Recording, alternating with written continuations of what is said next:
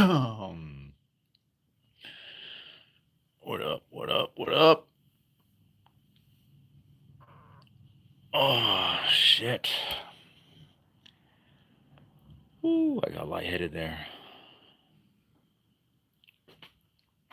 Got a little too lightheaded.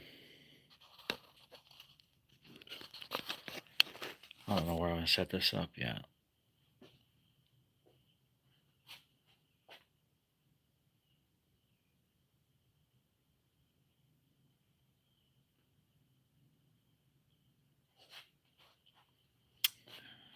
Now what this? Who we got? Hi, Journey. Good to see you. Good morning. Rich guy, huh?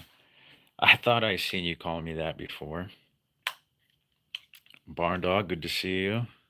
Minnesota. Cy. Good to see you. Good to see everybody this morning.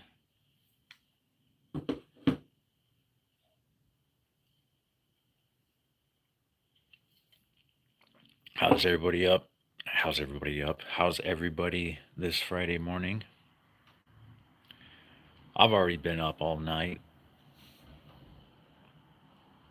No, all night is a bit of an exaggeration, but I get up around 3 in the morning.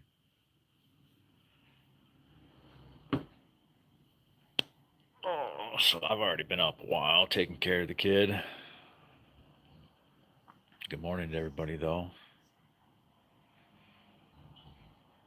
Ready for work, barn dog? Yeah, that is something I still don't have to. Hey, hey, you guys.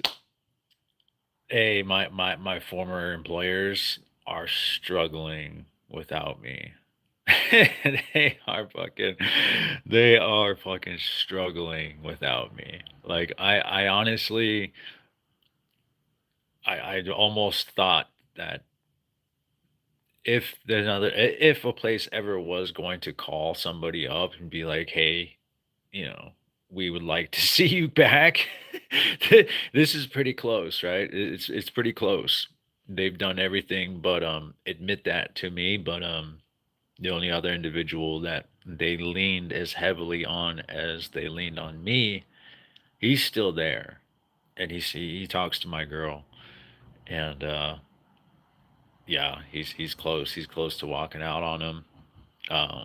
They really got to see this last week or so how much I have been, you know, balancing for them. Like all the little things, like keeping everything condensed and in order so that you can even move through the aisles, breaking down all the fucking trash, marking down everything that's put away for the week. So people know where to find stuff. Like I have hundreds and hundreds of pictures in my phone of product numbers and aisles that they are in. I got to go through and delete all that shit still. I was the only one that was doing that. I was the only one that was going everywhere that needed to go on the weekends and throughout the week. You know, I think they got a good idea of how heavily they were leaning on me up to this point. And so whatever it was that they wanted to believe that yeah, I don't know, that they thought it was the bang was worth the buck, right? For not letting me talk my shit for I guess. But yeah, it's good for them, barn dog. Glenn, good to see you, brother. What is it? Is it the end of the night for you? It's got to be end of the night, right? Beginning of our day is the end for y'all down there. Yeah, they are struggling. They are struggling. Um, it's just that's unfortunate, but it is what it is. But ultimately, yeah, it's necessary. It's necessary to show people, including people that you used to work for, that oh, you had court today, huh? Well, it's good to see that you still have access to a phone. I would imagine if it went, I suppose it still could go south, right? You could potentially have to turn yourself in, but hopefully you everything is good to go. It's just now 9:30, Glenn. Okay. Yep. Yep. The night is young. The night is young. Hell yeah. How's everybody though? How's everybody's weeks been? Anything interesting happen? Anybody's weeks? Any news? Exciting? Anybody get canned unexpectedly like me?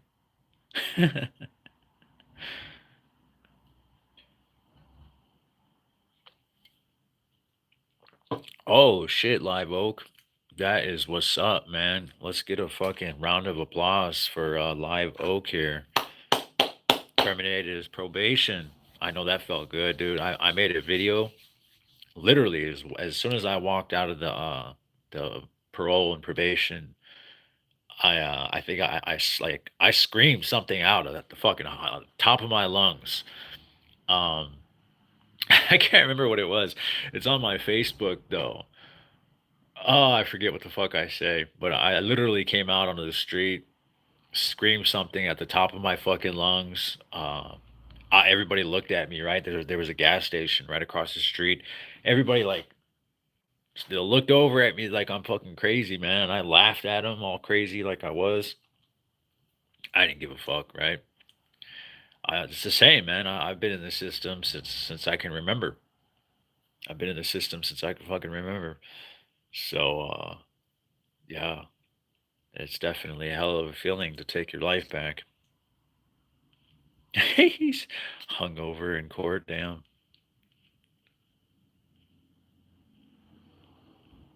See who's all in here. It's good to see everybody. Smoke, I see you.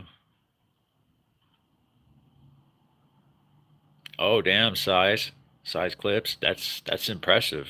60-year-old female, man. She's about to blow a hip out. Better tell her to calm her ass down. I don't know who she's training to fucking take out at the bingo hall, but it's not that serious. You let her know. It's not that serious. God damn, bro. 2 liters of vodka?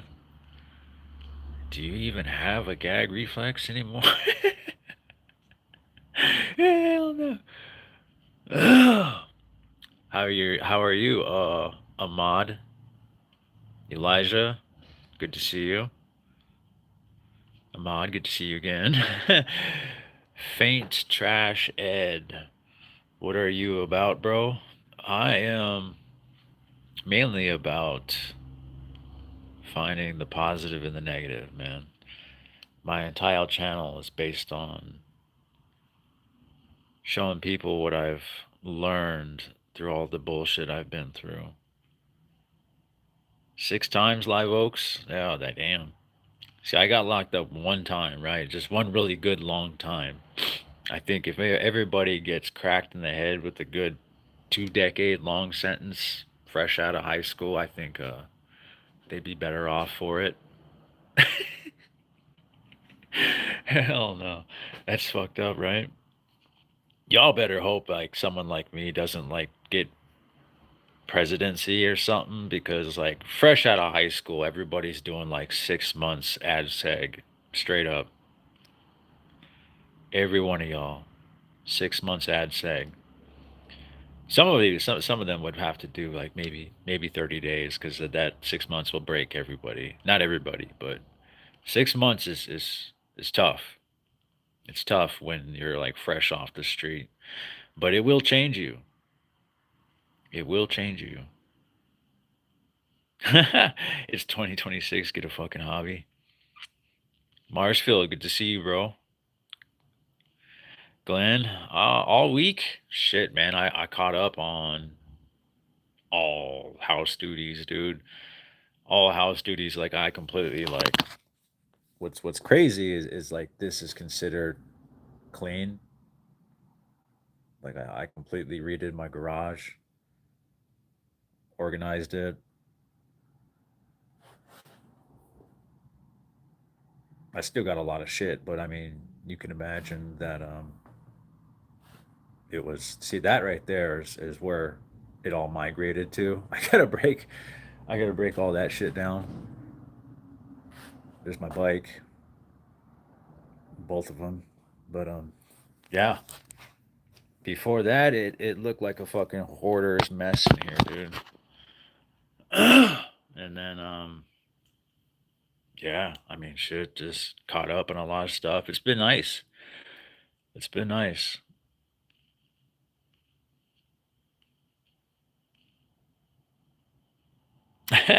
Live hoax. Yeah. We getting a lot of new faces around here, man. So, matter of fact, since I don't see any of my usual moderators in here at this time, I promoted somebody as of right now.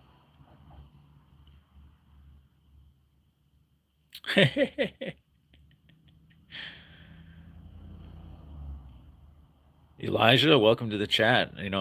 Um, damn, how did I? Is it Yakdila?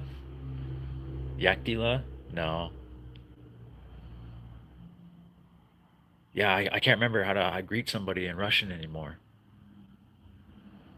But yeah, you'd be like, you'd greet them and you tell them, Sudayide, Sudayide, Siatna, come here, sit down, let's talk. I can't remember anymore. Nugget in a biscuit, stop sign. That's weird. Paint trash, hell yeah. Yeah, nugget and biscuits like stop sign. Live Oaks. That would be something. Cade, Kate. Finding positive, negative. I have a lead. Give me a lead. Did 4 years in Wisconsin prison system. It was like going to college. Yeah, I went through Wisconsin. The beginning of my sentence. Oxford. I went spent a couple years in Oxford, and that was literally like it was a medium, but it felt like a low. Literally felt like a fucking low there. I mean, if your shoes weren't like perfectly fucking lined up under your bunk, if like certain things weren't arranged a certain way, I mean, yeah, you get written up. You get written up for that shit. Your bed had to be made like kind of like a military style. It was kind of crazy. Marsfield, I appreciate that, bro. You got a Sabrosa, Shadow Conspiracy parts. That's what's up. Yeah, live. I hear you, Live Oak. Yeah, Sai. Sort out the annoying and unnecessary.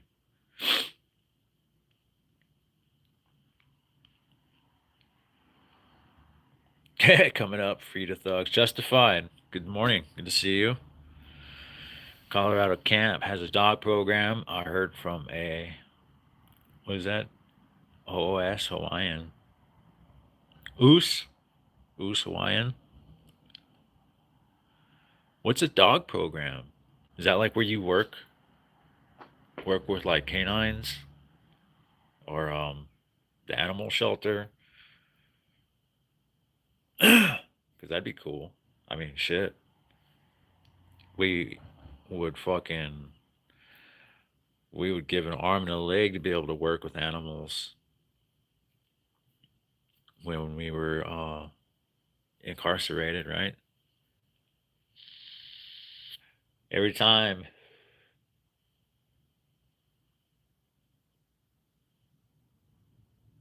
I'm literally listening for my kid. If I can, I'll hear him. If he starts crying or whatever, I'll hear him right here. He lived with the dog. Oh no shit. So you get to have an animal in the cell. That's fucking lit. That's definitely like more on like a individual emotional health basis than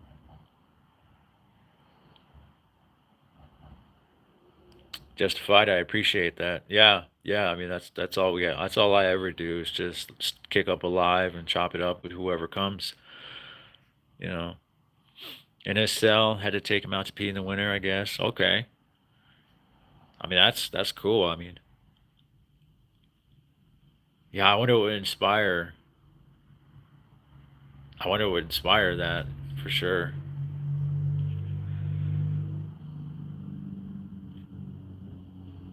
Yeah.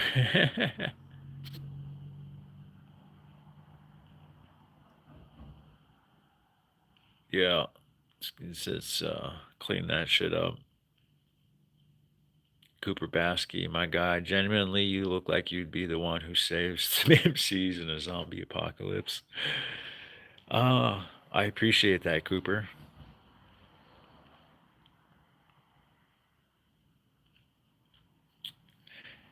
Yes, I. We probably have to get rid of him just altogether.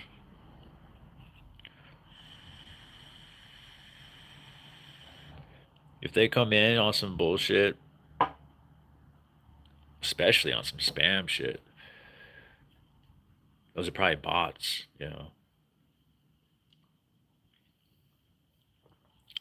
Because not no no none of us have it in our I don't know what do you call it. We don't have it in us to sit there and type that out that many times, you know. I don't know if you're sitting there with like 10 different phones in front of you, or you got some weird shit going on with the computer and like 10 accounts or what, but yeah, you're doing too much, man. You're doing too much for this chat. Cooper, what's my relationship with anarchism? I just told some people this in the chat the other day. I was in federal prison, man. I was in federal prison at the beginning of what was supposed to be a 14-year prison sentence. I got a "fuck the feds" tattoo on my face. That was as deep as it was at the time. But I would eventually end up being a cellies with a what do they call those again? Political prisoner, and he's a very well-known political prisoner. Anybody can Google him. His name is Byron Chubbuck, Byron Shane Chubbuck. They call him Oso Blanco, White Bear. He's out of New Mexico, out of New Mexico gang. I think he was a part of the syndicate, or he actually was a part of some shit that he created out of his own hood back in the day. But he's been on, he's escaped martial custody. He's been on standoffs. He's escaped. He's taken radio tower hostage just to broadcast some straight you know against the fucking against the machine type shit, like, yeah, like if you and I escape a transport, we're probably running somewhere to hide at the very least, and probably get high, right? Get high, make some money, get fucked up, whatever. This dude escaped and ran like barefoot in cuffs still, and took over a radio station just so he could get on the radio waves and say what was really important to him for like 60 seconds. That was worth it to him. This dude was crazy. He was the real deal. I met him in Lewisburg, Pennsylvania, which is a 23 and 1 lockdown program. So you got to do a lot to get there. Um, you got to do a lot. That's how you make it into ADX. I know a lot of people don't really know about that. Everybody knows about ADX, right? ADX Underground, Supermax, Florence, Colorado. Ring any bells? I'm pretty sure a lot of everybody knows what ADX is. Well, there's a vetting process, and it is heard of. It's not entirely unheard of for you to do something so drastic that you can get shipped straight to Supermax. That is possible. Um, Butcher a guard within an inch of his life, for instance, that'll get you there. Killing your celly will get you there, you know. But I guess for you stabbing one guy at once isn't good enough for that because I got sent to SMU. SMU is the, kind of see if you're turtle enough for the Turtle Club program. They're going to vet you out. If you're too hardcore for SMU, then they're going to slide you up to ADX. But you got to flunk out of SMU first. And then SMU has gone over a few different program changes. Back in the day, it used to be 5, 6, 7 years that you could flunk that program continuously before they would um, just get rid of you, right? That's how you would end up going to ADX. But now they're a lot more less forgiving now. When I passed through there back in 2000, was it 16, 17, 16, 17? Yeah, somewhere in there.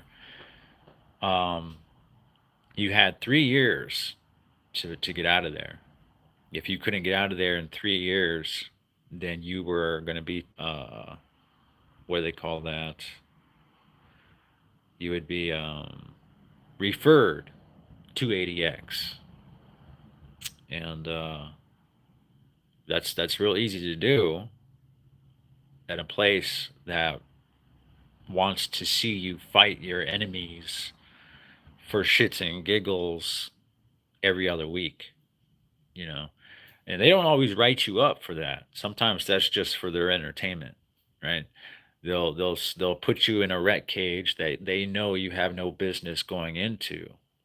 But saying you can't go into that rec cage is it's beyond dry snitching. It's straight up telling on yourself, on your enemies, on your allies, your own people.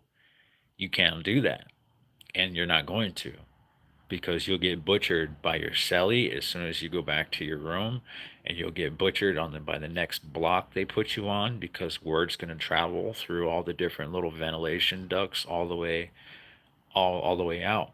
There's nowhere you could go, and you'll know that as a man, especially at that high a level of security. You're going to see action all the time, and the guards know that, and they knew that. They do that to people that they don't like, people that they see that they recognize are gone, as far as the convict mentality, right? Because there are some people that are slaves to the convict mentality.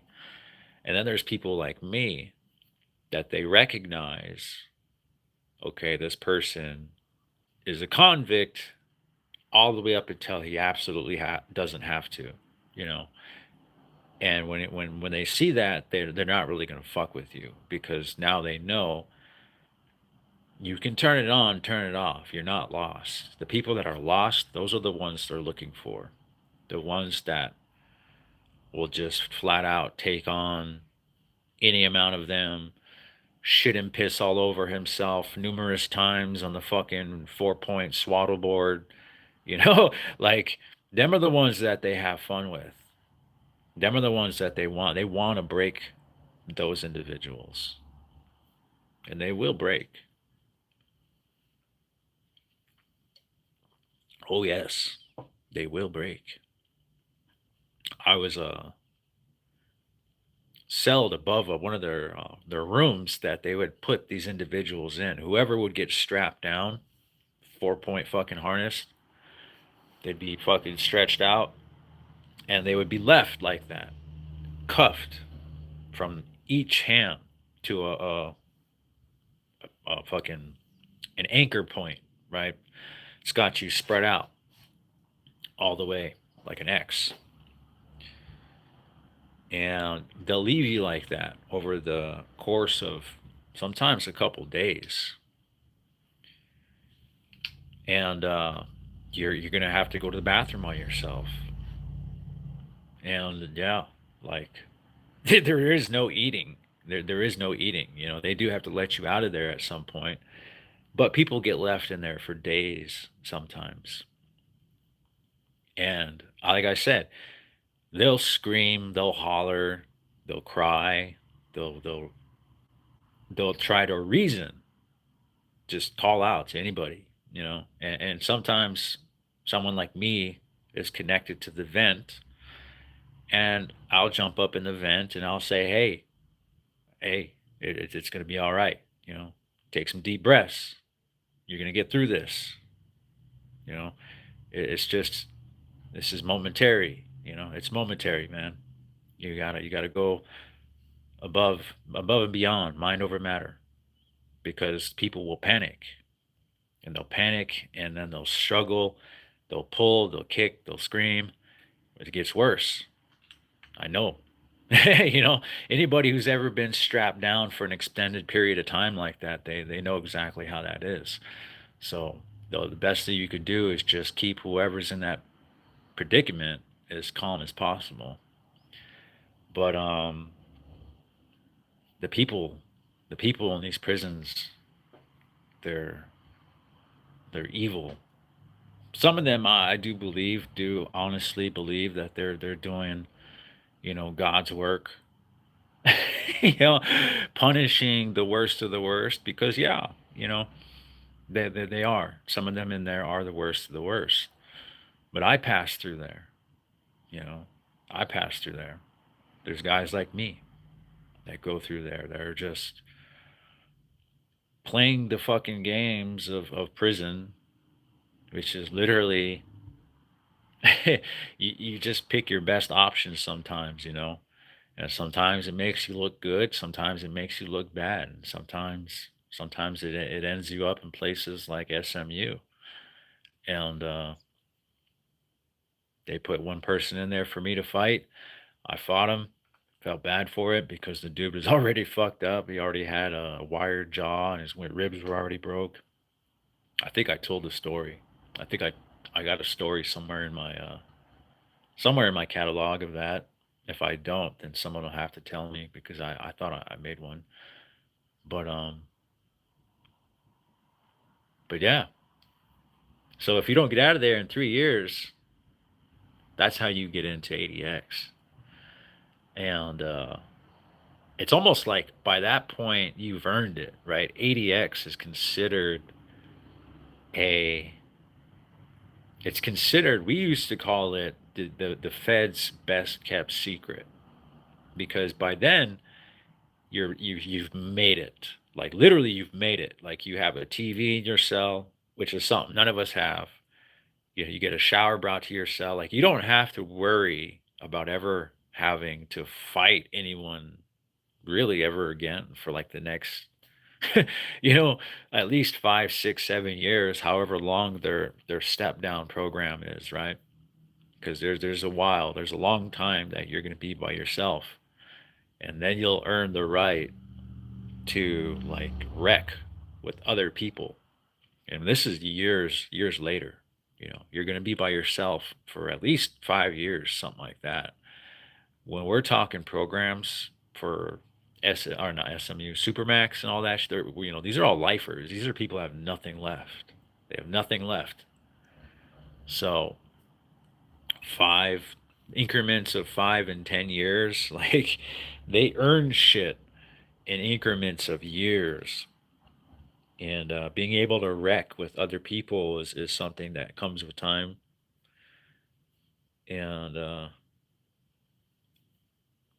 yeah, man, they get hobbies like hobby craft materials, leather working, painting, arts. Like, I mean, they get so much that they actually get to keep in their room, that all too often I see guys come to the USPs, get out of ADX, and opt to go back. They literally choose to go back to ADX, you know, and like a lot of us are like, God damn, we for us, being on the compound, being on the USP compounds is like being free. It's like being on the streets. Going to the shoe is like going to jail. Okay, going to SMU program is like going to prison. You know, you want to be on the compounds, but what's like I said, what's the best kept secret is that by the time you make it to ADX, it is just a straight up fucking reprieve. You're so exhausted from the politics, from watching your back, from having to put hands on people, because you will have. You make it to ADX or you make it to SMU, you're putting hands on people. So whether or not you're doing well or making off in one piece, you know, a lot of people are showing up fucking full of holes.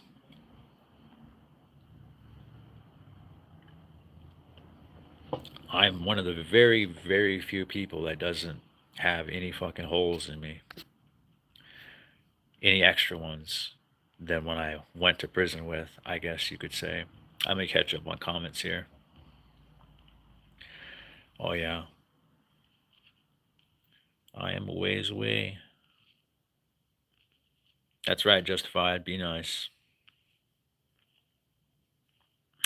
Raging against the machine. Hell yeah. Cooper, it's noble in a vigilante way. Yeah. You know, good morning, most hated native. Yeah, I mean, I'm usually just chilling right now, chilling in there, being quiet, gaming with the fucking sound all the way down or something. But I figured show up, show up at this time, see who's all on, see what kind of live we got going. Justify, shaking their head at people. Barn Dog, Derek, good to see you. Derek says, so I was reading about the different cultural views of the afterlife. I would like to know what are your thoughts on things like reincarnation. I absolutely believe in it. I absolutely believe in that. And that's I'll keep you guys in on something that I wholeheartedly believe without a shred of fucking doubt. There's nothing any of y'all can tell me. I have memories that are not, they're not mine. Like a whole different life. Whole different life. One of them, I'm an old man, and I think I see how I die. I don't know if it's like a parallel universe or if it's a previous life or what, but I could very distinctly remember the fear of searching this like old log cabin. And yeah, I'm going through it. I don't believe I'm alone, and somebody's in there with me. And I ended up struggling with somebody, and I ended up going down, and they run off into the night. I remember hearing them like running across like the gravel or rocks or something. There's stuff like that. Like that's not a dream. That's too distinct. I remember it too distinctly for I mean, a couple decades now. I mean, it's not something that I just why. Who thinks of that? You know, yeah. Who thinks of that? There's a lot of things like that, that and just energy. I mean, math and science have taught us that energy never dies. It transforms into different things, but nothing ever ceases to exist in this life or the next. There's definitely levels to it that I think that we're not familiar with, but I do know that everything in this life has an opposite and an equal at all times. So it's like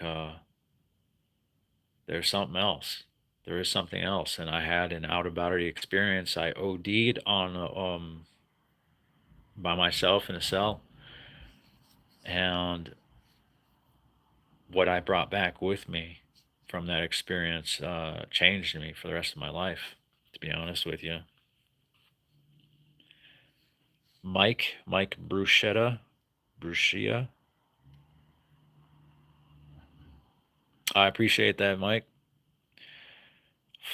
Fuck, faka, a lot of damn, damn. What the hell? That's a deep question there. Facalotopus. Am I anarcho-communist? Mm, no, because communism in itself would never has never worked, or socialism. Everything that I'm not even a left or a right. I'm more of an up down kind of, like, that's the kind of shit I'm on, right? All that shit is smoke and mirrors. It's a distractions. It's a distraction from the haves and the have-nots. That's straight up. That's all there is. The left, right, red and blue, fucking donkeys and asses and elephants. Like, that shit's just. It's the same shit. It's the same shit that the prisons used to employ to keep us fighting amongst each other. We'd fight over cells. We'd fight over sitting arrangements. We'd fight over tables and benches and courts.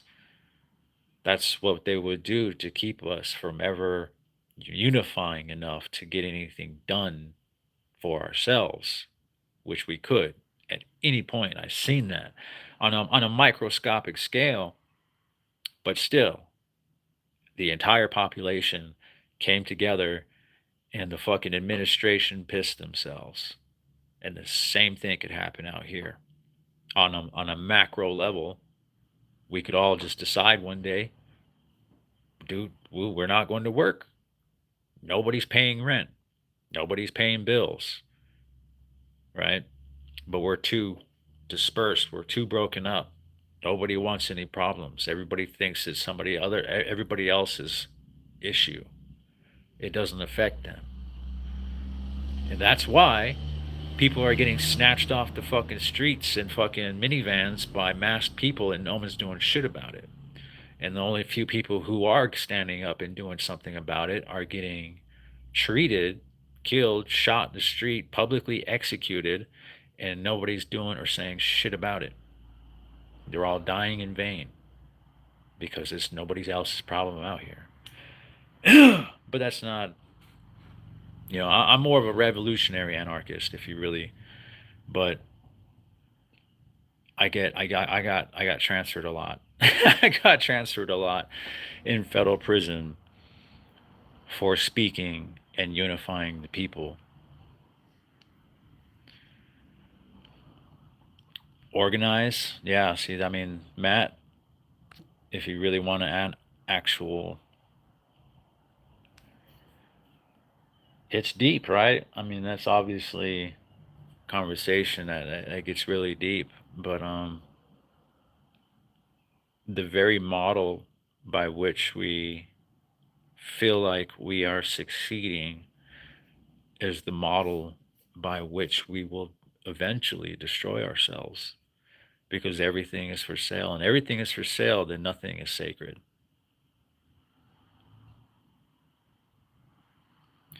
Barn Dog says, when you did that in Beaumont Chow Hall, you had to have staff super pissed. Everyone in the Chow Hall were in all. Yeah. Yeah. Yeah, they were mad. Um, More so than anything, it's the younger secretaries, the interns, the nurses, people, that would come and stand in the Chow Hall to, show, staff presence, and they do that to feel like there's a presence of them to it, to discourage us from feeling like, I mean, it's all an illusion. Power, control, all that shit, it's an illusion.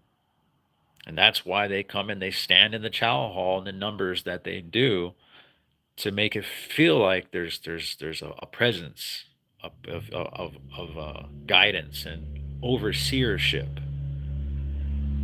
But like I said, We do that stuff in the chow hall as well for the same reasons, because it has the widest impact.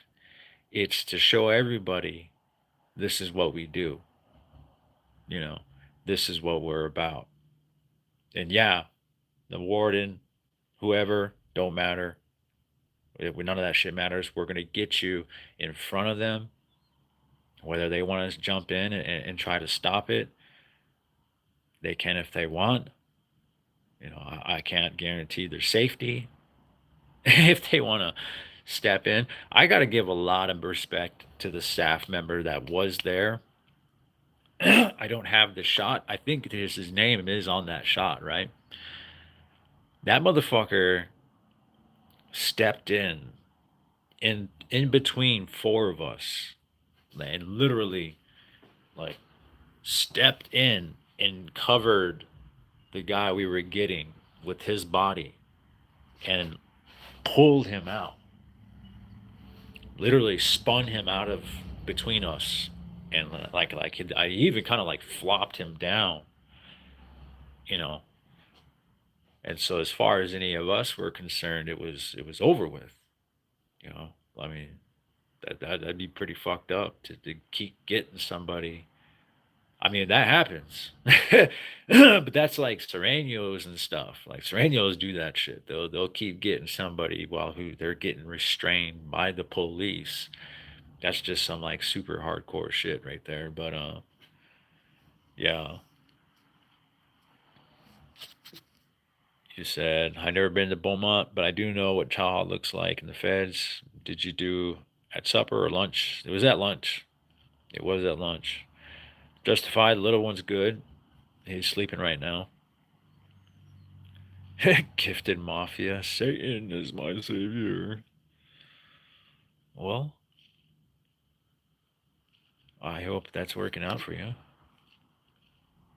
Tater Tot, good to see you.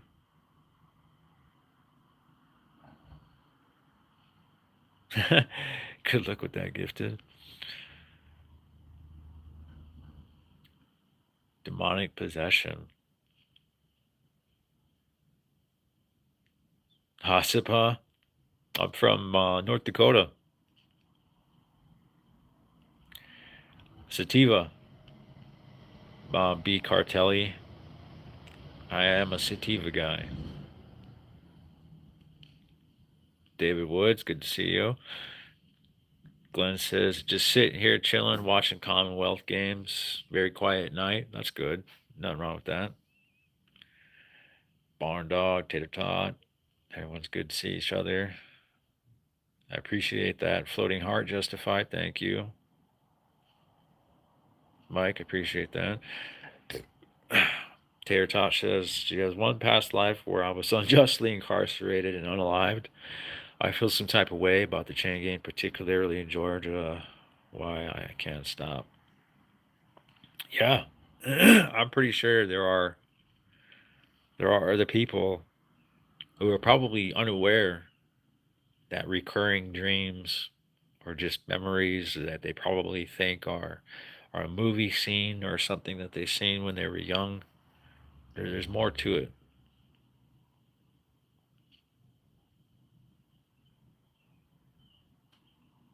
I'll have to check that out. Glenn Biff, Biff. His name's Biff. Is that the his channel name? Or no, you said it's called Chaos Chronicles. His name is Biff. All right, Sky Zones. Please say hi to my sister Ma. She's mentally disabled. Hi, Amna. I don't know if you can see this, but I hope you are doing well. Chip, appreciate that. Appreciate that. Summer Phil, I've good to see you again. Yeah, you know, everyone is too damn scared. It is. It's scary. Change is scary. That's why we as humans are just creatures of habit by nature. That's why we get dressed the same and brush our teeth the same and drive to work the same way we want. We don't want any unexpected. We don't want anything unexpected.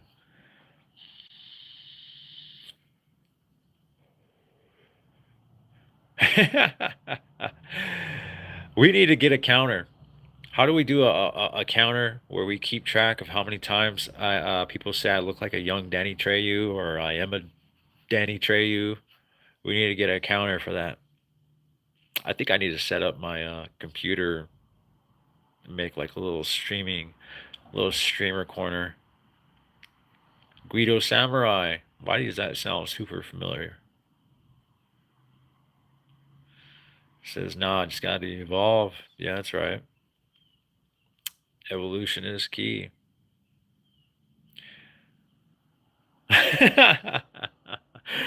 Sermophil says you have a calm, measured, intelligent way of speaking. People like you are a massive threat to the establishment. Look, Sermophil, nobody has really asked or really just called bullshit on the fact that I say I've seen 9 prisons in 12 years. Like, because if you really do the math on that, that's like less than a year. Oh yeah, no, it's slightly over a year in each prison on average. But if you take into account that 7 years of that 12 was in 2 prisons, so the remainder of that time was months, weeks, days, you know, and that not all of that is because of like something violent. I got shipped a lot because I was a threat to the security of the institution. And if somebody ever figured out how to pull up my paperwork, they're gonna see that I have these things filed in my central file. I'm a threat to the security of the institution. I seen that written on whatever paperwork they were filing to transfer me numerous times. But I just tell people for the most part, whatever. I don't know. I don't lie, but I also don't exactly go into it. But yeah, you get shipped a lot by being somebody they know is going to cause problems. I don't know what it is they keep track of in there, but I know that they knew enough to look out for me every time I came through.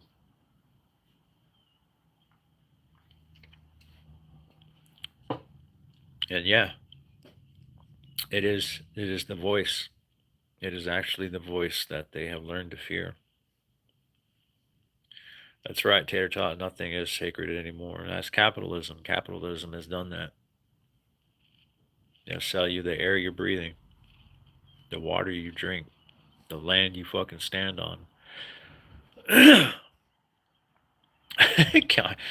Kind world. What do you think about black people? I think they're great people. I think they are no longer they are no longer oppressed. I think they have made it to every aspect of this society, political. They're at every tier of actors, sports, highest paid, everything. You know, they had Colin Powell, Condoleezza Rice, Obama. I mean, where are they not now? You know, they have permeated as well as every bit of their culture has permeated everywhere. I don't really know what else they could be. I don't know what else could be holding them back or keeping them down. You know, I think that time has long since passed. If I'm being completely honest, and Glenn says the world is definitely going to shit. Cost of living is Australia is high. I feel sorry for the next generations. Yeah, I mean, even the generations that are here now, they're not having kids anymore. Fool Death Tower. My wife's girlfriend stole my beer, bro. I'm pissed. My wife's girlfriend. That is confusing, to say the least. But there are worse problems to have, I imagine, right? Gotta be. Gotta be worse problems to have. Corrupt. Corrupt's in the fucking in the house. I hope you have a good day too, Corrupt. God damn. 900K? Is that USD or that's insane. That is absolutely insane. Cheese puff pie and Indian. Yeah, it's gonna be hot. Justified. Jacob's Ladder, I am live right now. Dixon, Dixon, I will have to pass. Good morning to you too, Jacob. Damn, Barn Dog says Spanky got stabbed up at Canaan by Sereno. They did not stop for shit. He was butchered. Oh, damn. I mean, that's crazy that he even that they would even put hands on another race. I mean, that's I put hands on another race in Canaan as well, but yeah, isn't that funny how you could be like, oh yeah, and then you actually are guilty of the exact same thing. But um, yeah, no, I have put hands on other races quite a bit, but for the most part, that is actually pretty unusual and uncommon because you are committing your people to war potentially. In most cases, eventually, you know, it is only a matter of time because now it's either yeah you've opened that door or you get dealt with for opening that door, or yeah, I left Canaan for chasing down and fighting a DC Black, and SIS wasn't going to let me out because the DCs told them they couldn't let me back out. They would if I got back out to save face because their entire crew just stood there and watched while I chased one of them down and fired off on him at the top tier. And he was yelling. He was yelling for his people to help.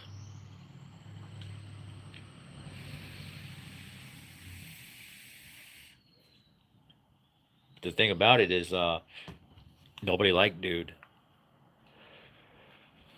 That dude that I did that to has knocked out his own people in the middle of the day room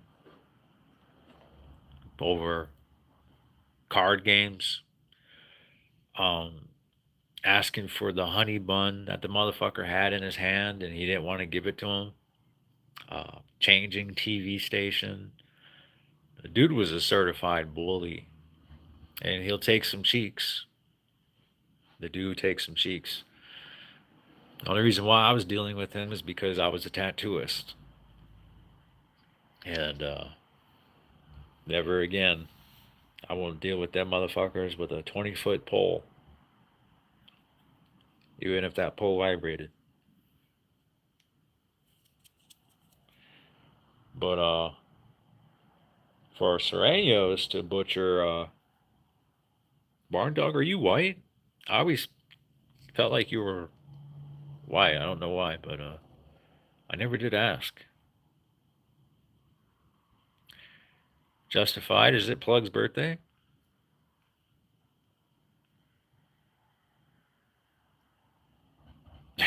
Corrupt Post Malone. Jacob's Ladder, yeah. Sometimes, yeah, they'll pull up on you, man. They definitely will.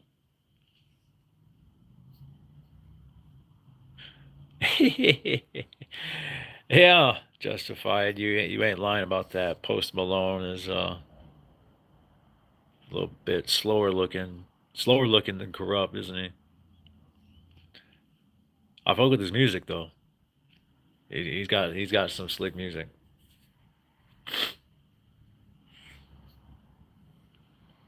Debbie Barn Dog, why did you get evicted from Oxford? I got ran up off Oxford because that's gonna have to be a whole video, dude. I've already kind of like potentially you could piece the whole story together out of about 4 or 5 different videos that are kind of like in weird orders. But if you listen to that the phone conversation I have with the other Chaskey, right? My boy Chaskey Carrillo. It's literally like one of the last couple of videos I made, right? It was literally like, yeah, I made a two part, right? He was 2 parts to that conversation. He was there when he got shipped and I got shipped. That's how I got shipped out of Oxford. I tried to clean it up. And when it didn't work, because I had because I had already been there for like what almost 2 years, but I had ran solo. I didn't run with the natives there. I ran solo. Everybody knew that. I didn't fuck with them. They didn't fuck with me. I had my own table. I had my own table in the chow hall that I would allow other natives to sit at, but they had to be clean. They had to know. We ended up having a clean side of tables and a questionable side of tables. And that's exactly why, like I didn't want my name associated with what was being allowed there, and I wasn't gonna fight 40 natives, so I just didn't run with them. I didn't run with them, but I got there, I ran solo from them. Then enough of them started showing up, and also some other youngsters got some of them locked up. They got some of the guys that I fucked with that were finally close to home, finally able to get visits with their family. They weren't doing anything.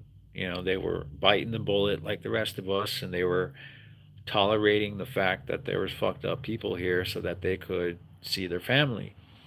And some, fucking young ass little dumb youngsters showed up, extorted a couple sex offenders just for nothing, no reason, just extorted some sex offenders one day.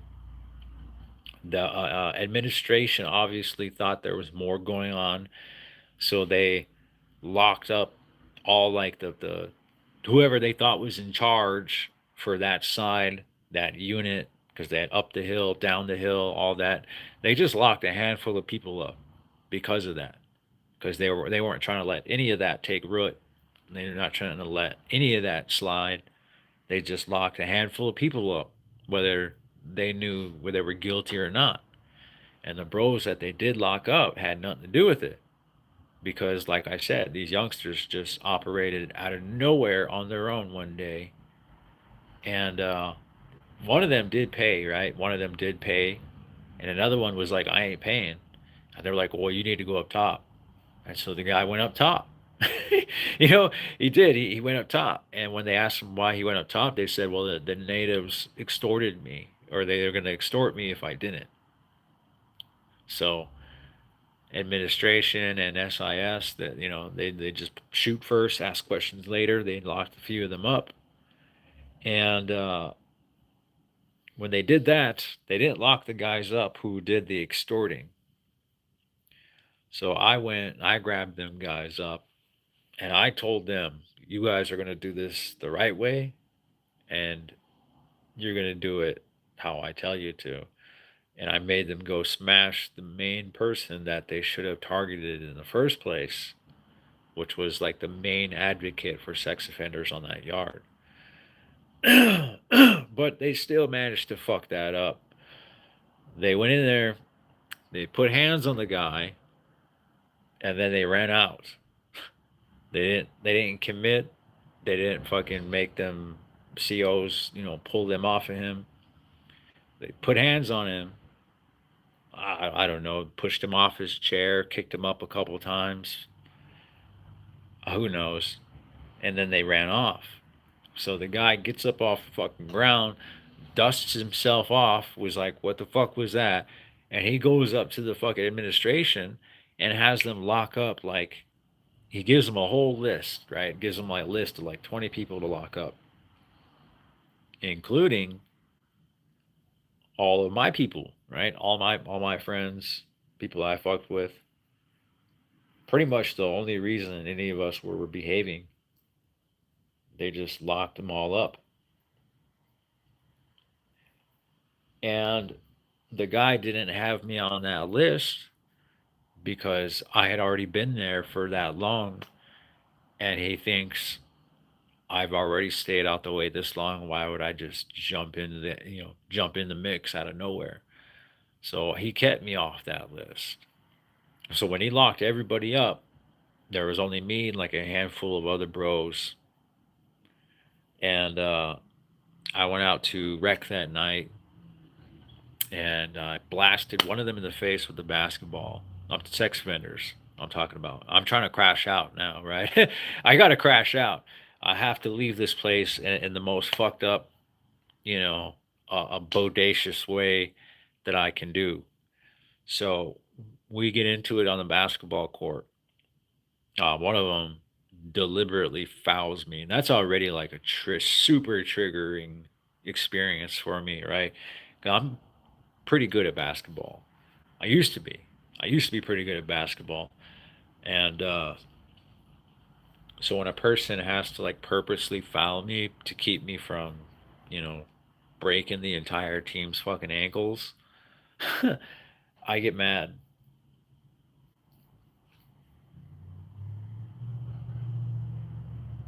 And yeah, I grabbed the basketball and I fucking beamed it right off this dude's face. His name was Chris Machapedo. I remember him. He was there for hard Ring and unaliving like a 13-year-old girl. Not only that, but he tried to dispose of the evidence, like permanently, burned it up in pieces. Think he tried to bury it. I know he tried to burn it for sure. I don't know if it was in pieces or what, but I do remember he did try to char it beyond recognition. That he tried to bury it. So there's people like that, right? That have been there that I haven't associated with. But now, with all, we're missing like 20 natives on the compound. So originally we started playing without that dude. And when he did jump in, we went from like a 3-on-3 to like a 4-on-4, then a 5-on-5, and he joined.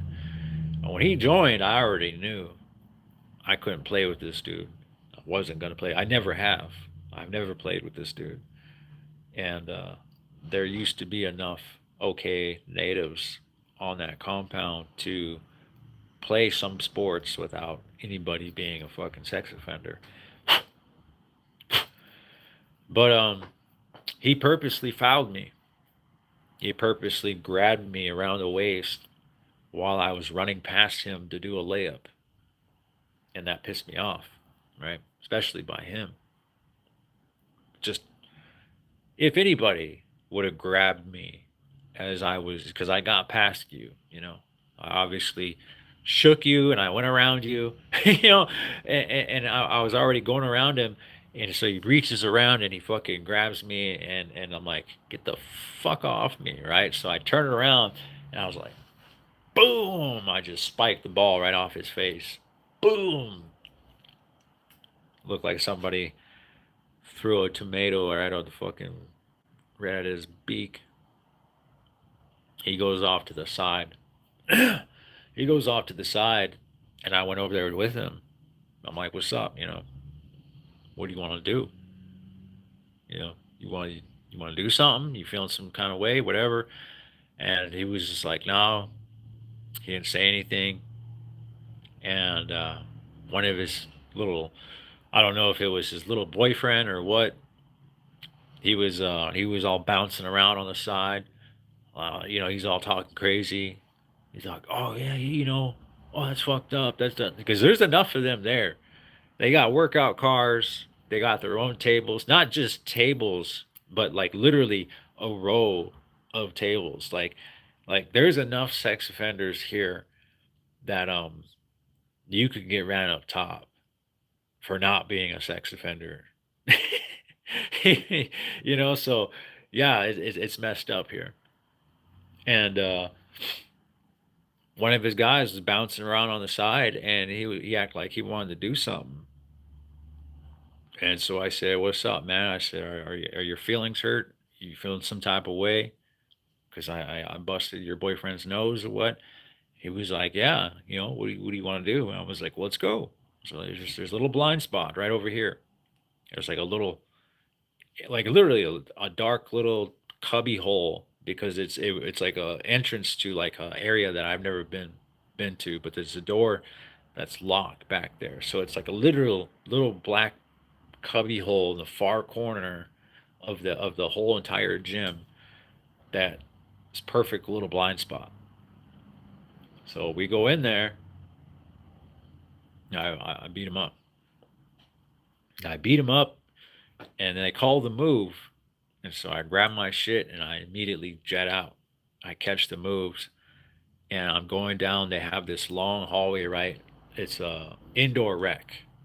It's indoor rec. It's the it's day before Christmas, and so you have that long hallway, right, where they do the metal detector. You got half the hallway is three or four or five people deep going in one direction. Then you have the other direction, four or five people deep going the other direction, and it's packed, right? And there's only like a guard at the entrance, and at the entrance to the gym. And I seen this other sex offender come in, and just for shits and giggles, I cocked back and I stole on him. I fucking stole on this dude for no reason other than the fact that I knew I could get away with it. And he dropped. He dropped like a sack of shit. And we kept walking, right? Because there's so many people shoulder to shoulder in this fucking hallway that are walking. I figured he didn't know who did it. But I went and I locked down for the night. The very next day, they came and got me. They said I had I forgot what they said. It was like a last. It was a last minute uh, medical visit, right? It was like some type of a medical. I wasn't on the call out because it's a week. It's a holiday weekend, but they called up and said that I had to come to medical. And when I showed up to medical, the doors are locked. There's nobody here, but like a LT he came to the window, or he came to the doors and he unlocked, and then he comes and he lets me in, and I'm like, "Is there staff here?" He's like, "Yeah, yeah, there's some staff here. There's some staff that came in for the weekend. They had to, you know, some other things that they had to do." I'm already like, this is kind of super sketchy, right? uh, what state were you locked up in, bro? I mean, a lot of them. I went through 9 different prisons, so they're all in different states. Every one of them's in different states. Australian dollars, Glenn? Yeah, is that obviously that's not one for one in US dollar then, right?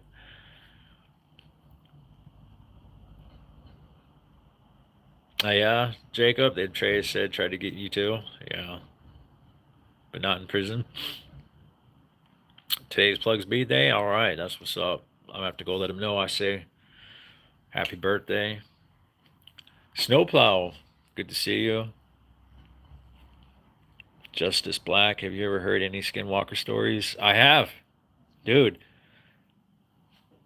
If you ever befriend some Navajos or Apaches from, or like some people from like Pima, Mojaves down south, they have family members that are very, they're still in touch with these practices. Those are very much traditional Southern bad medicine, witchcraft, dark, you know, dark spirits. Um, some of that is lineage, ancestral. Um, some of it is passed down to whoever's willing to learn still.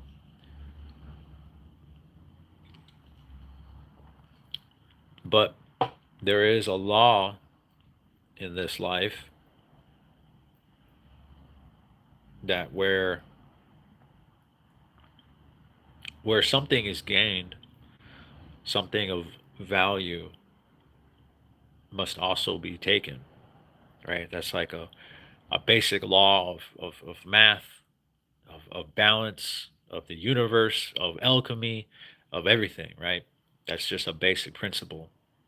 You don't get something from nothing. Something always comes from something. That's why I also say that our death doesn't just stop. We don't just cease to exist. There's something that energy continues in a different form, whether we're able to measure it or not. It just doesn't stop because nothing just ceases to stop, right? Everything is measurable to some degree, and we have an explanation. But fuck was I gonna go with that? Oh yeah. So if there are powers, right? If there are powers, or if there is knowledge that gives you powers, just like it is with Satanism, they require sacrifice, right? They require the destruction of innocence.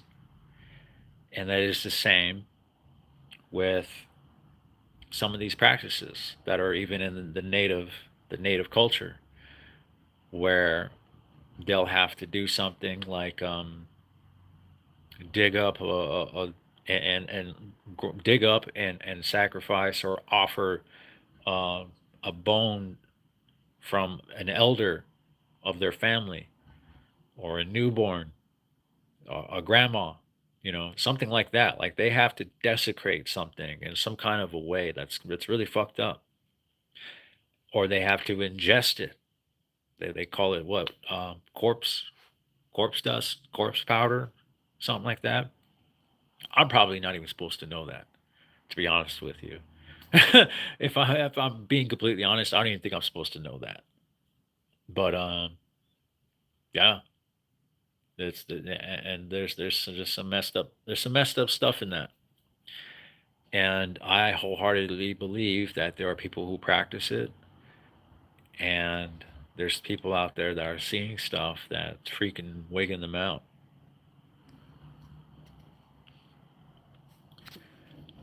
Snowplow says, I've been seeing white eyes everywhere, but I didn't know who the heck he was. When I finally made the net connection, I came in and subscribed to this channel. You didn't know that was me the whole time, huh? That's the thing, right? I came into the whole YouTube hemisphere under three names: White Eyes, Anarchist, and finally Free from Federal. And I purposely did that because I wanted to see how long it would take for people to realize that all three of those are the same. And I knew that, when I was coming into like Jay Williams, because when I come into anybody's chat, it says anarchist. It doesn't say anything about finally free from federal. It doesn't say anything about white eyes. So when I come into these guys' chats, like Tim Snows with Texas prison stories, and like uh, Chad, when I was still fuck with Chad Marks, and Jay Williams and all them, I come in there and they'd recognize Splinter with POV and all them, like these guys, they recognize the name and they shout me out. That's how I was like, oh, people are paying attention now. They're starting to recognize. They're definitely paying attention. Tater Tot, I appreciate that. You are a lifesaver and a half. Justified says get some good energy here, right? Sizzly. No, no, no job yet. No job yet. But I did already agree to one. I did already agree to one. We've already discussed wage. I already went there and put in the app and everything. We just aren't. I still have a couple of checks coming from my job, and believe it or not, YouTube YouTube is starting to put out some numbers for me that are actually kind of making it worthwhile. They're actually starting to make a considerable uh, it's a considerable donation, you know, throughout for the month, even if it is just the minimum, which is $100, right? $100 is $100. I mean, that takes care of some shit. It's excellent. She said, Snowplow says, "You are the best, Justified." Yeah, appreciate that, everyone.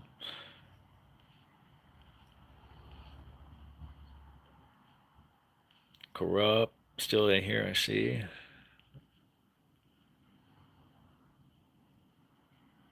Corrupt, we can definitely do something, man. We can definitely do something. Summer, it's good to see you. Good morning. Cherry Red, would you recommend me to take birth on Earth or look somewhere else? Is it worth it? What's your review till now? To take birth on Earth? I'm not sure I'm reading that right. Haha, Grandmaster Bazooka, I appreciate that, man. Master Blaster, Young Raven, you are an ancient race. We getting some characters in here now. Snowplow, yes, I am. I am monetized now.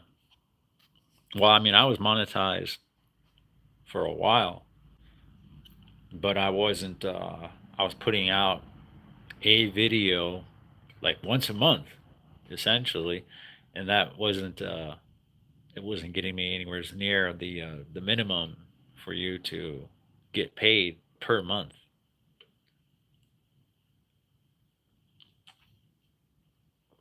But I don't know. Just recently, I started. The channel it's putting out numbers now. Like there's people watching all my old stuff, and all my stuff's like an hour long. So anytime you guys watch the ads, uh, yeah, all that helps. All that helps. Watching, engaging, leaving comments, all of it. You guys are all really making a difference now. Yeah, I really appreciate it, honestly. Right, Justified. There's always people trying to spoil.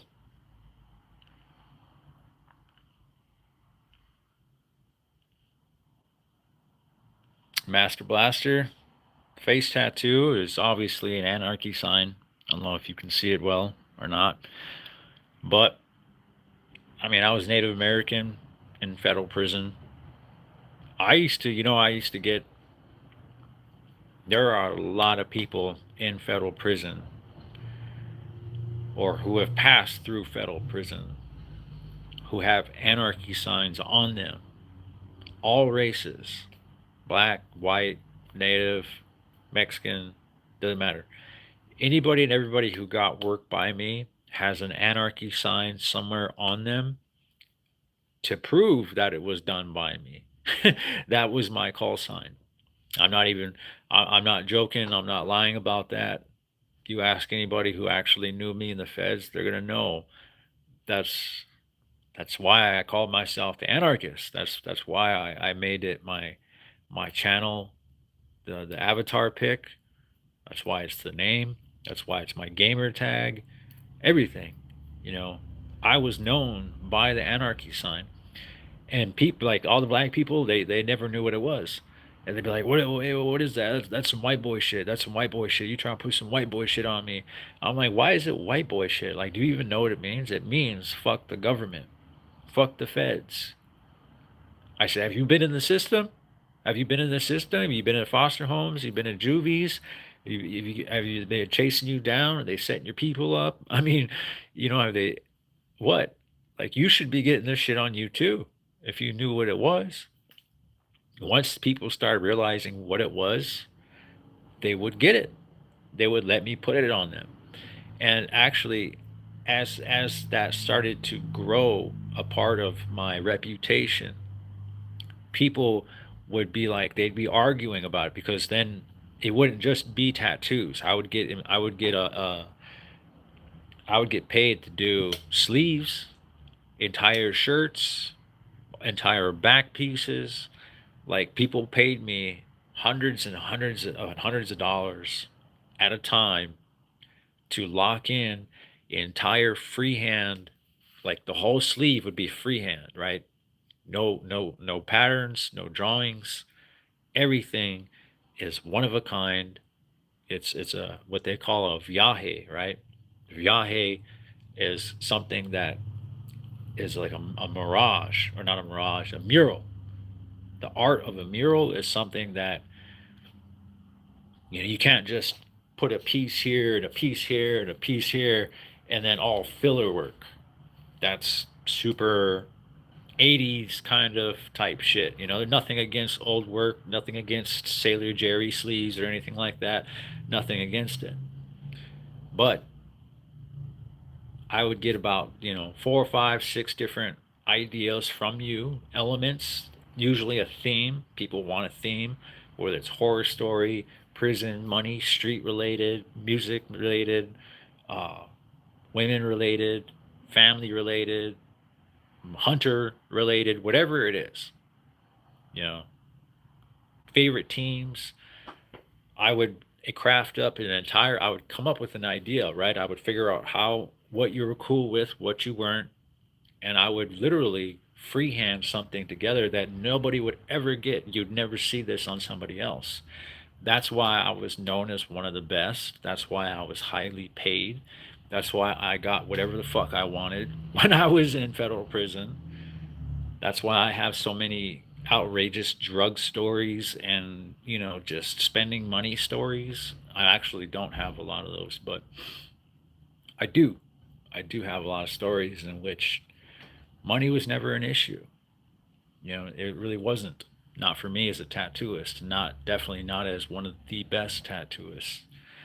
But like I said, I've literally seen people argue. They'd be like, "Oh man, I got this by him," and "Oh yeah, well I got this." Or like, "Well yeah, yeah, where's the anarchy sign? See, look, there's mine right there. There's mine right there." And they'd be like, "Oh, I didn't get one of those yet," like, I would put the anarchy sign well. What it was is somebody wanted me to sign my name on them, and I said no. This is how it started. I said no, I'm not. I'm not going to put my name on you. Like, I'm as a man to another man. I'm not going to, like, come on, you're the artist. You sign your work, this and that. I was like, no, I'm not going to do it, dude. And then somebody was like, well, we'll put the anarchy sign. Everybody knows them by the anarchy sign.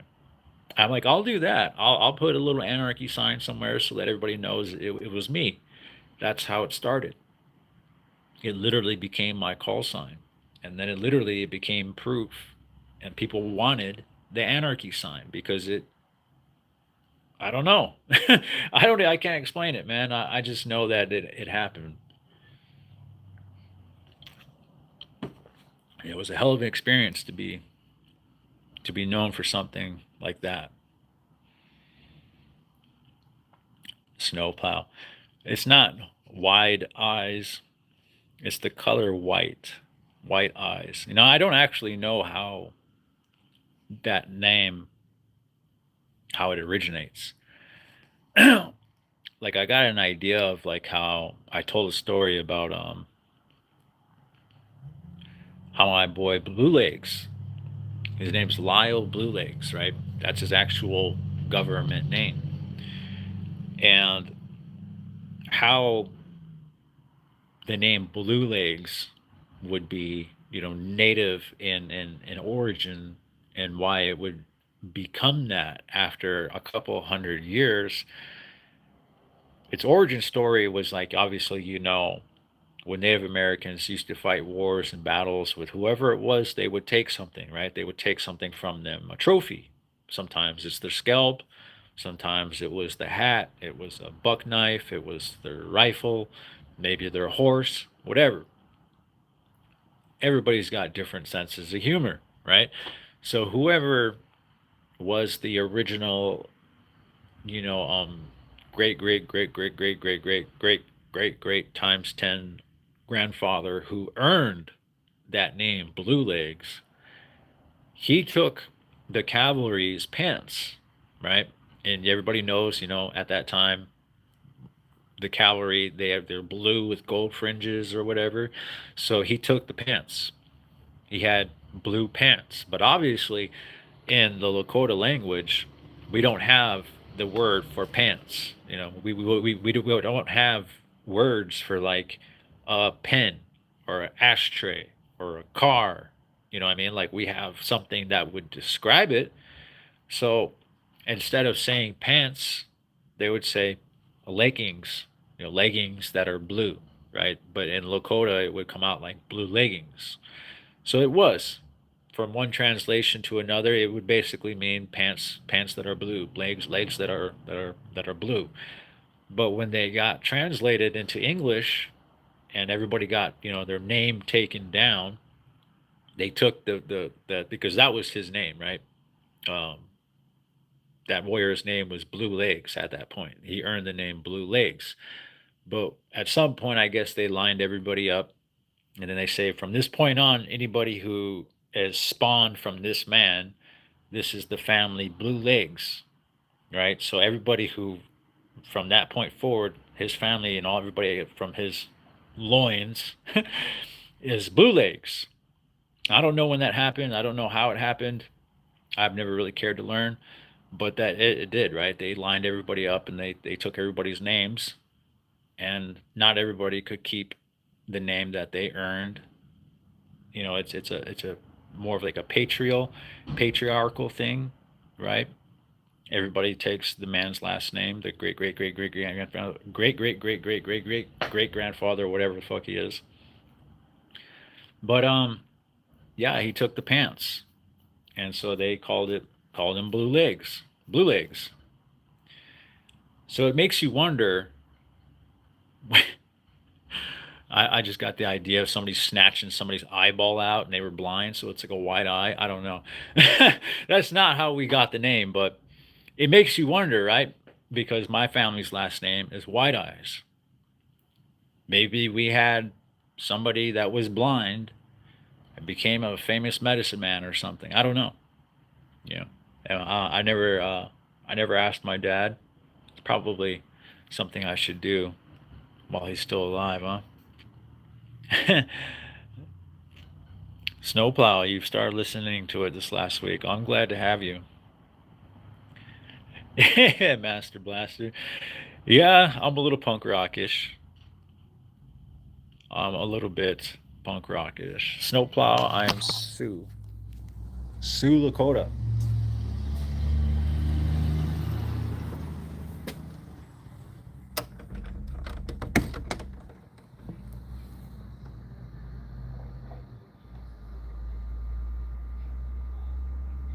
Music to my ears. which just means no crying. Music to my ears.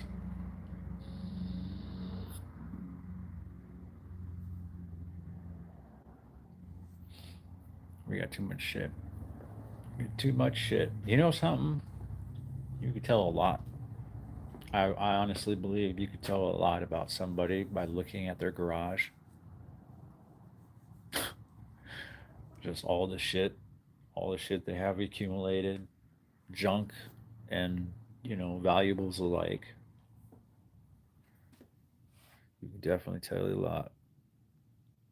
Justified says, I want an anarchist tattoo now.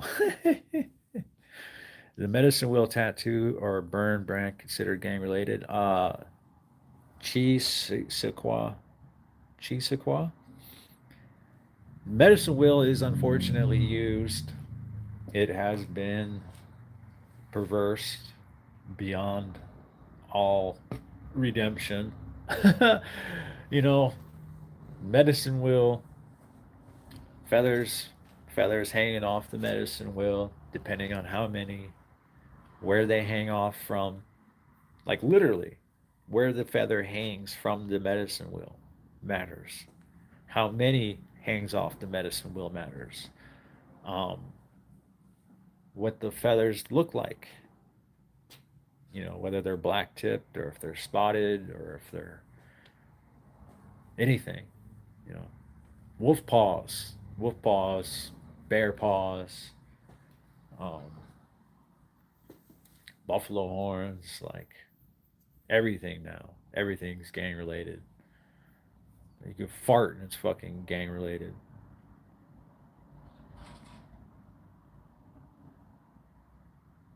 Mr. Messinet, Mr. Messinet thinks he's in the wrong stream. How do you figure that? How do you figure that? Says all my tattoos look so old now. I got all my tattoos at the age of 17 to 21. Then my tattooist died. Damn, that's fucked up. I never got them finished. I guess out of some misguided loyalty, maybe. No, I get it. I do get it. There's a lot of people. The biggest concern when they come to me and they have work, pre-existing work, is that I'm not going to understand their old artist's vision, and that's a real thing.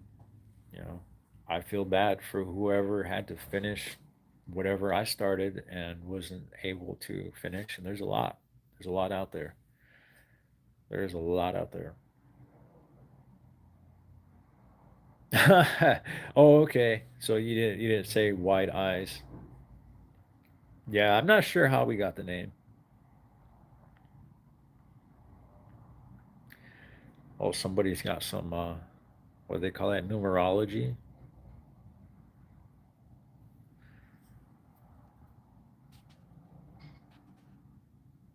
So computer is bad potentially.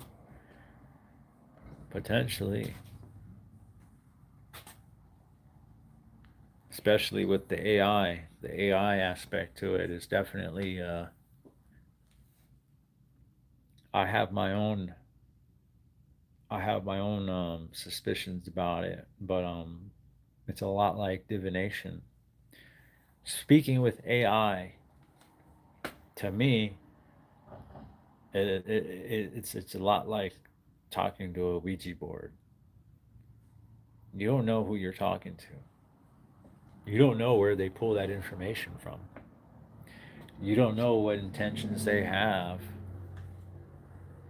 of telling you the information they're telling you. I don't trust it. You know, at the end of the day, I don't trust the shit.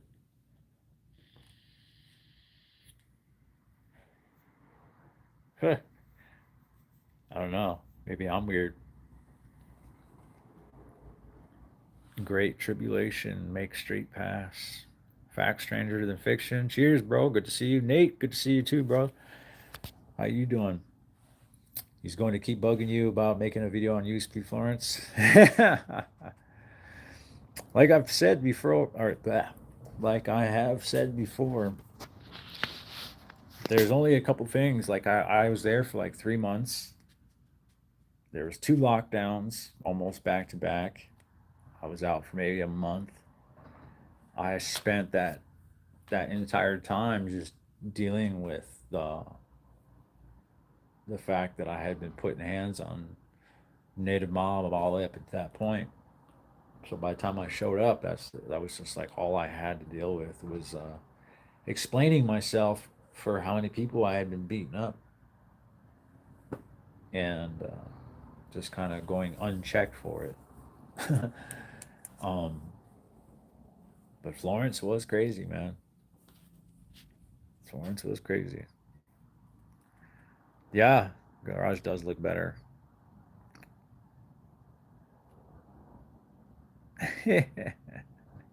Yeah, yep. Like I said, man, you could tell a lot. You could tell a lot by somebody's garage. I still got a lot of stuff I got to break down,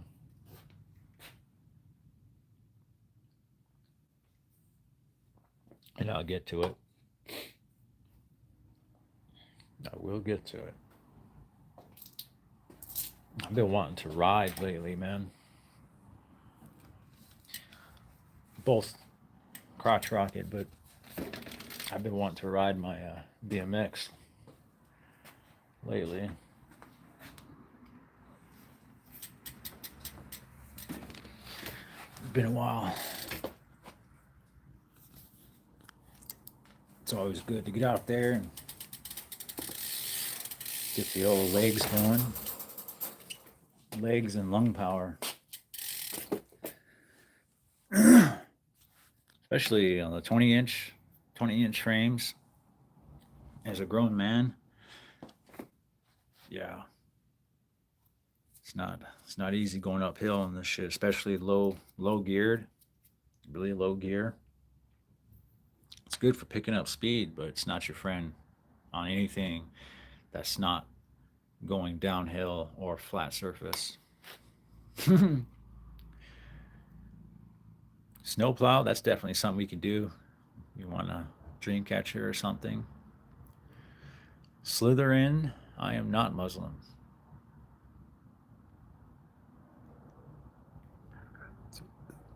Yeah, Glenn, it's weird stuff, man.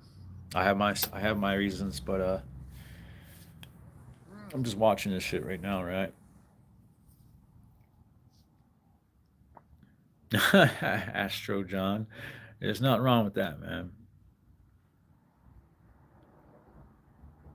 And you had a dream about a Ouija board, huh? I fuck with the Ouija board. I had my buddy. He sold his soul to the devil.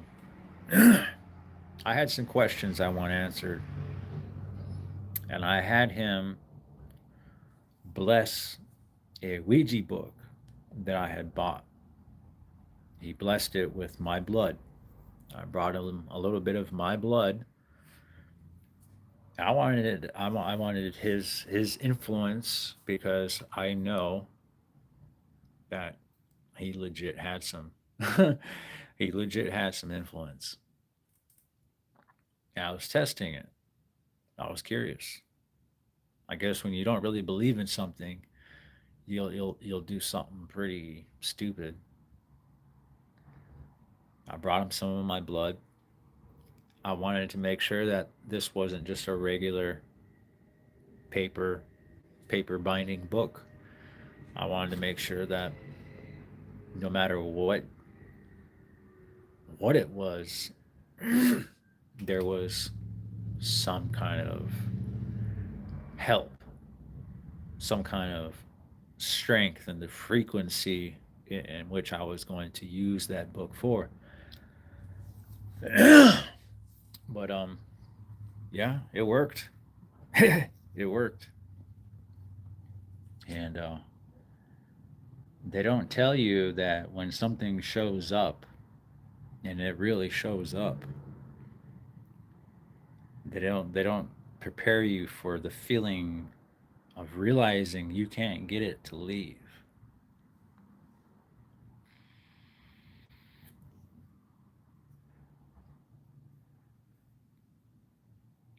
No, they don't prepare you for that at all. I appreciate that, Glenn. It's definitely a good $800 piece of equipment here,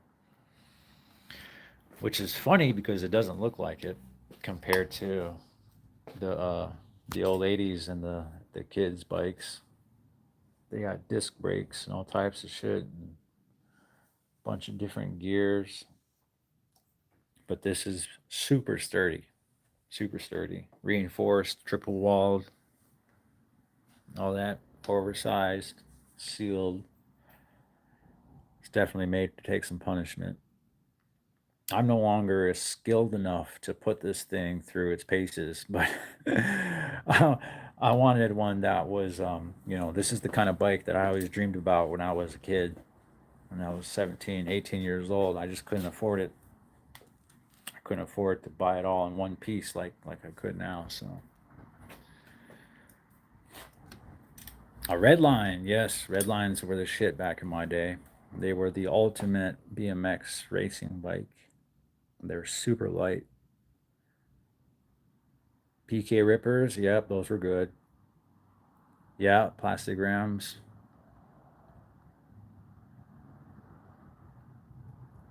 Krupp has my email. Get in touch with me if you would like to. No problem. I definitely will. Yeah, snowplow. My mom did the same shit. My mom did the exact same shit. And my mom's the real witch. You guys heard of her, right? You guys heard her on the last video I posted. If you ever go and listen to it again, listen to the way she laughs. I don't think any of y'all really probably hear it, but she has this laugh. She laugh. Y'all thought I laughed easy, or I laugh at odd times. She's the originator of laughing at the stuff that it used to be bad. It used to be bad. It used to be a lot worse when she was drunk, drinking, been drunk, drugged out. She used to be on antipsychotics, depression meds. She used to call them her feel good meds, her feel good pills or whatever, happy pills. And she tried ODing on them twice in front of me, and I had to save her both times. Watched her get her stomach pumped in front of me and everything. I ran barefoot down the fucking gravel roads to the police department. Ran in there, told them my address, told them to send the ambulance, and then my mom took her whole bottle of pills, turned right around, and booked it right back out. Yeah, my mom was the real deal when it came to a fucking basket case. Literally swallowed a bottle full of pills, crawled into bed next to me, and told me to be a good boy. That she would always be watching me. And I was smart enough to know even then that this wasn't right. She was speaking in future past tense, you know? Like you gotta be how lucky do you gotta be that a kid is smart enough to realize the difference between you just being drunk and talking gibberish and speaking in future past tense. I knew she was talking like she wasn't gonna be here.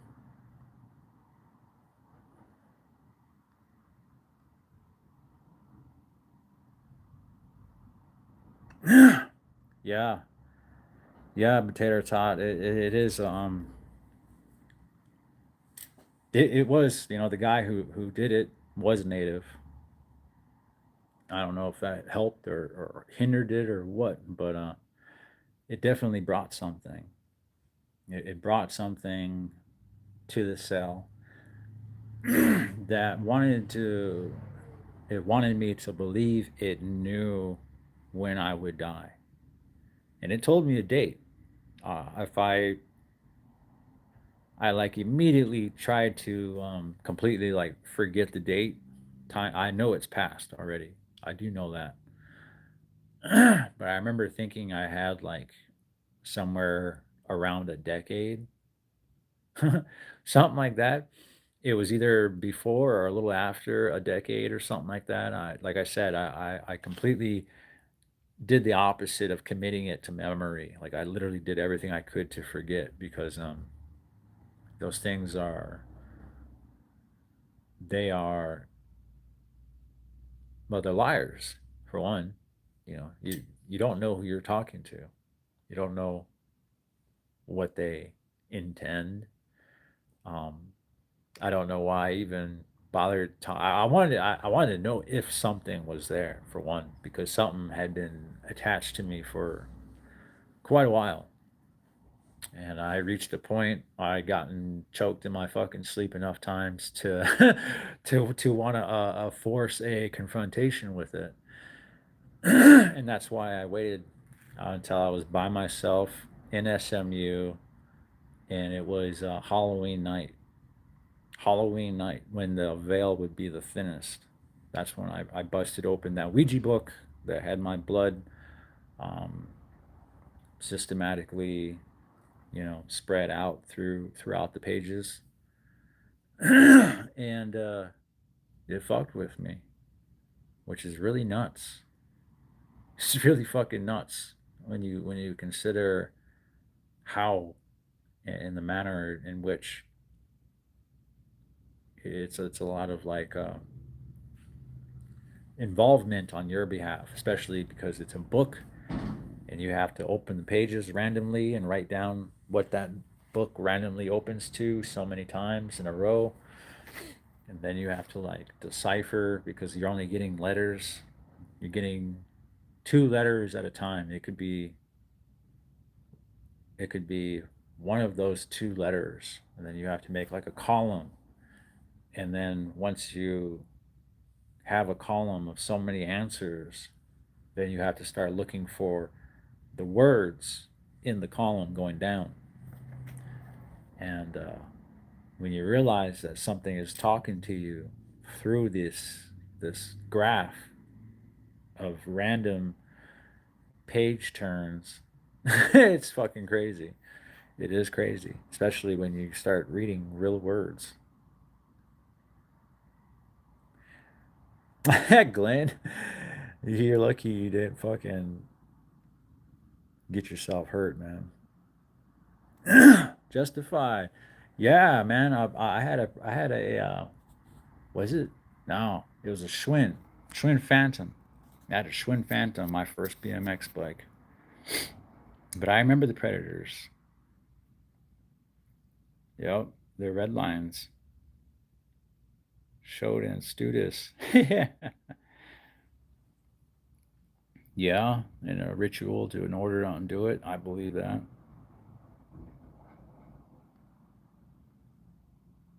My mom, definitely black. She was definitely. Let me put my bike down here. This is what my mom did the first time she realized that she could effect um, power like that. She was in an all girls school. She was in an all girls school. And she was beefing with one of these girls that she didn't like. And my mom taught me every time I brushed my hair, you pull all the hair off the comb, you ball it up between your palms, ball it all the way up. And you put that shit in a clamshell ashtray and you light that shit on fire. You don't leave your hair out.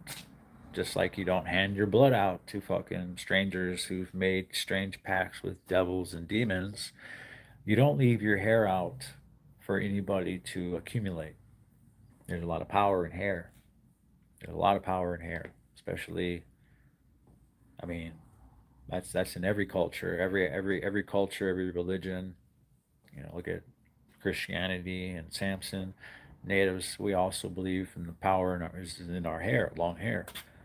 But she used to always have me get rid of it, burn it, and all that stuff. Well, she had got the hair of this girl that she didn't like, and she had made an offering with her hair, and she had asked for something bad to happen to this girl. And the way that they would do the shower time in this girl's school, it's like a boarding school of some kind, right? It's real strict. I think it were like, I don't know. I don't remember if she said there were just strict ass women that ran the school, or if she said they were like strict ass nuns that ran the school. I almost want to say that they were fucking nuns, right? Not fucking nuns, but I almost want to say that they were nuns at the school. But I'm not. I'm not 100% about that.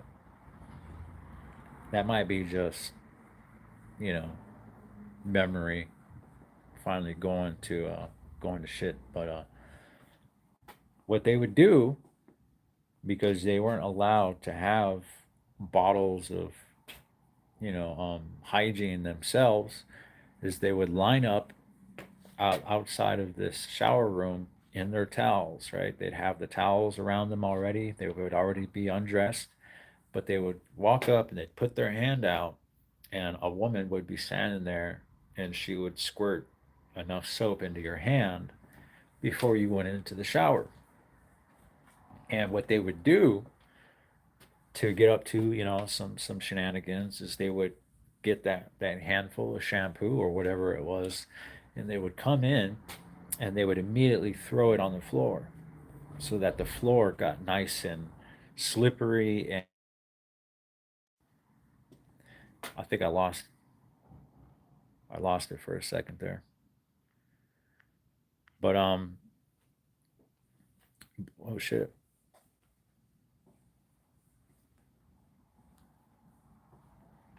But anyways, yeah, they would uh they would throw that shampoo on the floor so that they would take turns gliding across. They would take turns running, and they would slide across the shower room.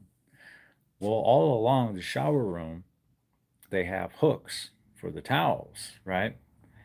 And this is something that they have been doing since the start of time, right? They've been goofing off in the shower rooms like this for a while. Nobody's ever gotten hurt aside from you might slip and fall or bang your shin bone or whatever, but there wasn't any type of like fatalities or nothing that would draw any serious blood. Well, on this day, right after my mom made this offering with this girl's hair, this girl went sliding across the slippery floor like she normally would, and I don't know, the slide was too strong, or what. She lost her footing or just forgot how to brace herself. I don't know, but she hit the wall, and her face hit one of the hooks that comes out of the wall, and her eye came out. She lost an eye to that fucking hook, and her eye was like still on the hook, and she like her head bounced off it, and she said she started screaming and was like jumping up and down screaming, and everybody was like, what the fuck? And she said that there was blood all over, it was spreading all along the drain. And the women came in, they're like, everybody out now, and they were trying to figure out it was just madness. Everybody was scared and screaming, and there was blood everywhere, and this girl lost her eye. But yeah, my mom did that. She believes wholeheartedly that that would have never happened had she not done that, had she not wished evil upon this woman with the hair that she had secretly squirreled away from her brush. Yeah. Oh, you're a Puerto Rican barn dog. Okay.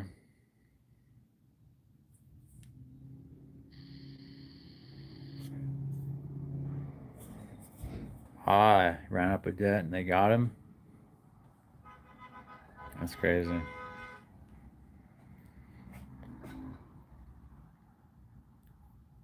Cats the Ninth. Who here smokes? This sounds hectic. Dark magic is real. I'm Australian. Oh no. Yeah. Yeah.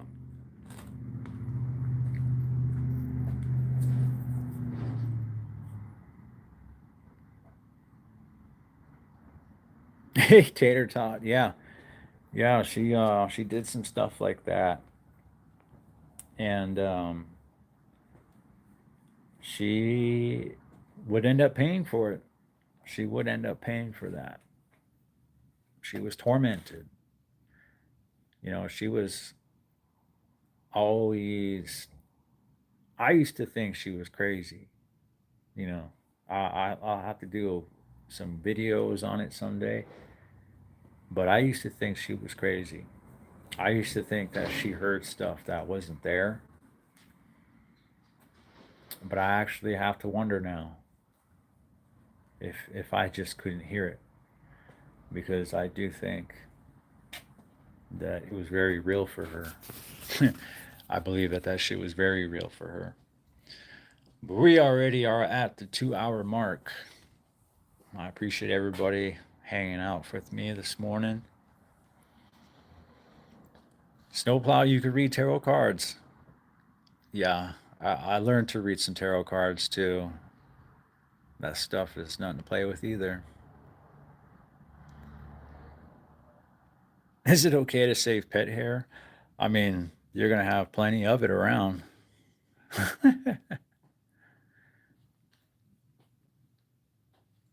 Oh, yeah, I'll definitely, I'll definitely talk about my mom more at some point. And she did mess around with black magic. Um, she messed around with the Ouija board. She astro projected, convinced me that she astro projected. She told me about something that she was able to watch me doing when I knew for a fact that she was home sleeping. The only reason why I knew she was telling the truth is because I was like 5 miles away on my bike with some friends at a dam, exploding fucking frogs against the dam wall. And she was there. She seen that. She said, "You're mean to frogs."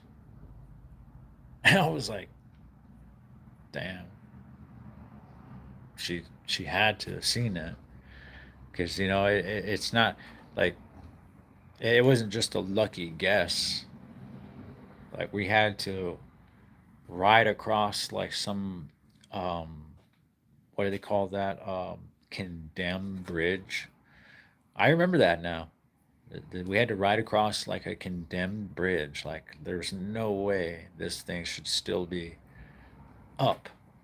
And we got like 3 or 4 kids riding across it on our bikes.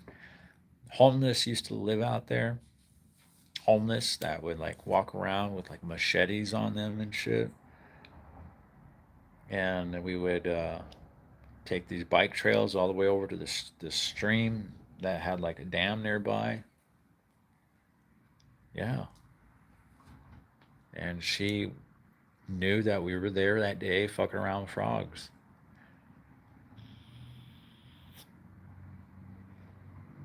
Tripped me out. She tripped me out with that. I'll have some more conversations with her that I'll record. I'll see how much she remembers, because I don't know. I don't know how much she remembers and how much she's just like repressed.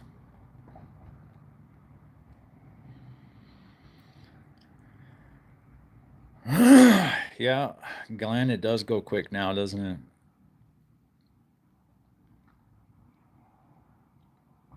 And Snowplow, my mother is black as well. No, she's native, but she might practice. She did practice black magic, as far as I could tell, at one point. I'm glad you enjoyed it, Tater Tot. Yeah, yeah. Be nice to frogs. I definitely am. Oh, I'm glad to hear that you joined Cats the Ninth. We're definitely glad to have you here. You're in good company. Well, it's a good way to wind the night down then, Glenn. Right, Justified? Yeah, that's still early for you too then, huh? It's 8:30 for me.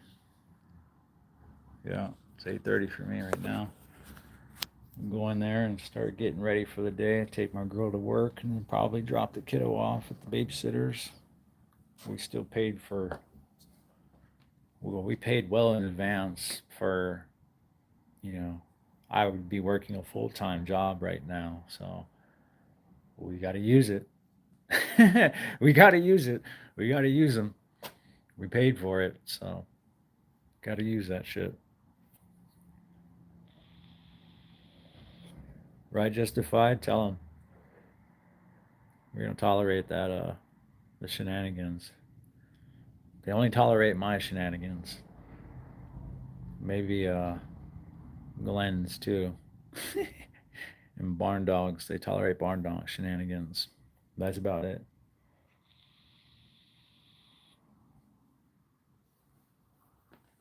But like I said, I appreciate everybody spending the morning with me, keeping me company on a Friday morning.